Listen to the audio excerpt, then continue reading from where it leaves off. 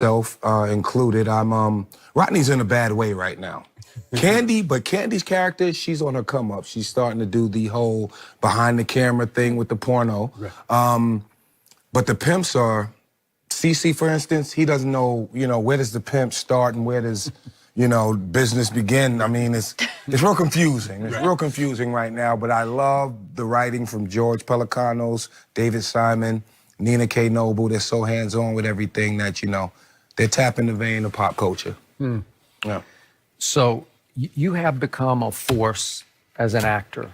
Obviously, The Wire, The Deuce. Thank you. You got other projects. Yeah. They're going to do a Wu-Tang project on Hulu, right? You're going to executive produce. I got an EP credit. Yep. There you go. That's big time. Yes, I did. So obviously, we've seen a number of rappers go from rapping to acting. Yeah. Our man Ice Cube, Ice-T, Common. We can go, but still, you've made a big successful crossover. Thank you. Which means more to you? Which is more satisfying to you? What you did with Wu-Tang, or what you continue to do, or acting? Sheesh.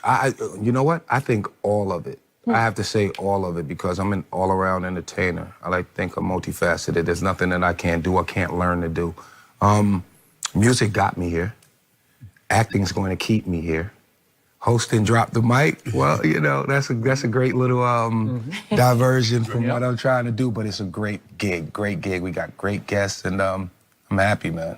I'm happy, content. Are you amazed at the endurance of Wu-Tang, the longevity of its legend and popularity? I used to be.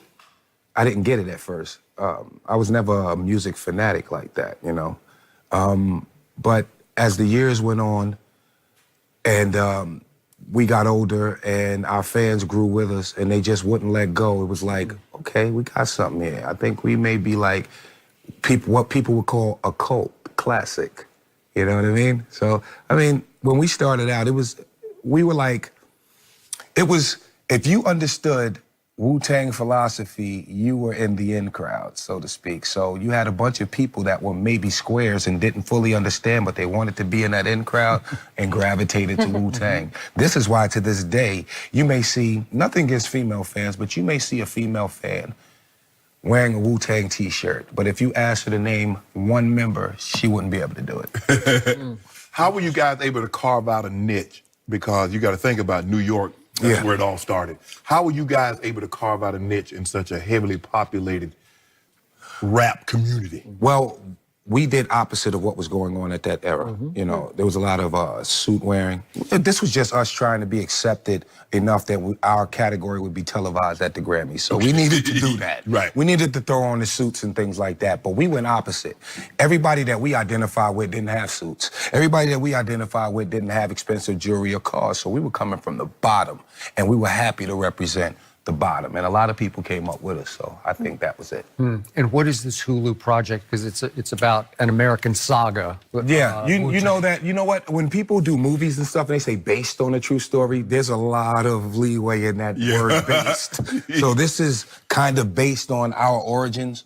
It's going to be some things that weren't in our history at all, but we're trying to make a TV show and to reflect the struggle that Wu-Tang went through from where we started to where we got. And right now, Alex, one of the writers, him and RZA are, speaking to individual clan members, trying to get it grounded enough that people, when they watch it, they'll say they can help him write it? Yeah. Yeah.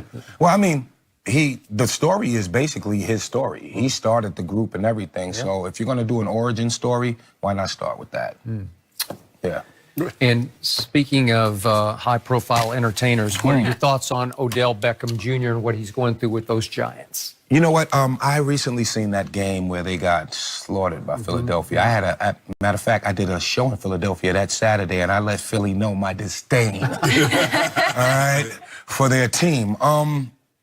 Odell. Well, when I watched the game, after the game was over, the commentators, and I know you guys, you have a job to do and things of that nature, and you have to, call players out and things of that nature. But this one commentator, female, she said, she just kept nailing that thing home. 95 million. What is it, 95, 90? 65 million guaranteed. Yeah, just kept it. This is the 90. And then they'll show, they show a picture of Saquon Barkley, just made the run. Right.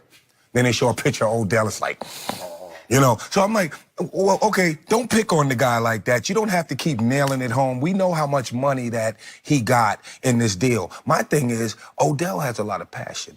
Now, if this was somebody else, besides Odell, they would say, oh, he's trying to rally his team. That's passion right there. But since it's Odell, it's like, oh, he's being a crybaby. He's doing this, that, and I don't see it that way. Let me ask you a question. Okay, that's passion. Right. He's trying to rally his troops. Right. As many times you see him do this, how many times has he rallied the troops? Well, yeah, okay, point taken. Point taken. But I'll tell you this. He feels like any player on that team would feel that if he contributes, they have a better chance of winning. Right. So if they can get him the ball, he feels like I'm going to make something happen. And that's and when that's not happening, I guess that Odell, that passion. Like I said, it's I would be agree. passion. You know what, Meth? I would agree with you. Right. But I've seen Odell when they lose go for 11, a buck 50, and 2 touchdowns, and he doesn't lash out like this, even though they're losing. Right. So if that would be the argument, when he made that one-hand catch, he wasn't banging his head. The Cowboys blew him out. They lost. Right. So that's the argument that I'm saying, okay, I get it.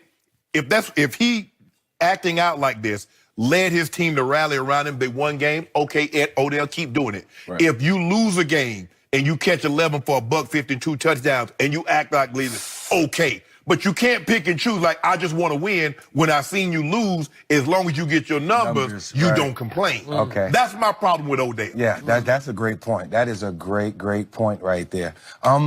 Yeah. I could definitely see that. But there are more than just one player on that Giants team, and a lot of people need to be called to task. Your quarterback. Yes, sir. And I've rode with Eli over the years. Never really been a big Eli fan. I was always more Peyton.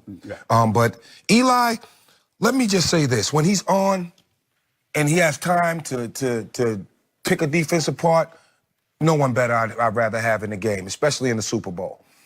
But when Eli gets rattled, it just seems like, duh. And I know he's a smart guy. I'm not saying anything about his intelligence, but it just seems like the tongue comes out and it's like, what are we doing here? True. Right. He looks lost. And the coaching. Let's put the ball in the hands of the right players. You just got a new coach. I know. Let's put the ball in the hands of the right players. I know Saquon is getting his numbers because they're giving him the ball. They're finding out ways to get him the ball. It's like what the Saints did with Kamara. He's so multifaceted. It's like you could just handle the ball, but they find so many other different ways to use him. I mean, we're running out of coaches now. You got rid of Coughlin. You got rid of McAdoo. So you're your third coach in about 4 years. I think that McAdoo, that wasn't fair at all. I mean, sure, Eli got benched for that game, but coaches don't make those decisions. Those come from the top. So if you should be mad at anyone, I mean, you should be mad at the guys at the top for sitting their past franchise player. So give us a quick thought on this. You're bi-coastal, Staten Island and L.A. Yeah. What impact will LeBron have on Los Angeles, on Hollywood? I think LeBron is going to shake up the playoffs on the West. Shake them up. Shake up the playoffs on the West. I don't think those guys are going to go this year. I don't think so. I think that the finals are going to be, just my opinion, Golden State and the Celtics. But LeBron brings so much to a team. You're going to be a contender, period. So they're going to be they're going to make some playoffs. They may make it to the first round, maybe not the second round. Hopefully they do, because that just adds on to the mystique of LeBron don't go out James. in the first round. LeBron don't go out in the first round. So if they meet Golden State in an earlier round, will they scare them? Will they push them a little bit? I hope so, but you never know with those games, because sometimes, he's always on, but the team isn't. The team isn't always on with him, so... Man, you saw what JR did. I saw what JR did, and that's not the first time JR did some craziness like that. Shout out to JR Smith. We share the last name, but not the same mentality. That's funny. Yes, sir. True. Yes, sir. Well, thank you for being Yeah. here today. Thank you guys. It's Honor always to fun. have It's you. always fun to be here. Good looking, bro. Appreciate it. Shannon, you know we love you, brother. appreciate You're it, invited to the cookout. Skip, you're halfway there. Congratulations. You're almost invited to the cookout, brother. Almost, no, Almost, not quite. When you stop the LeBron hate, there. we'll be there. Man, he thirsty. Unfortunately. He gonna be posted. He Might gonna be be tough definitely for him. invited. Thank you. I Definitely. appreciate it. Well, now Yeah, I he feel thirsty. He good. can't come to the cookout. He be posted. Welcome anytime. So the NFL took Skip's side yesterday.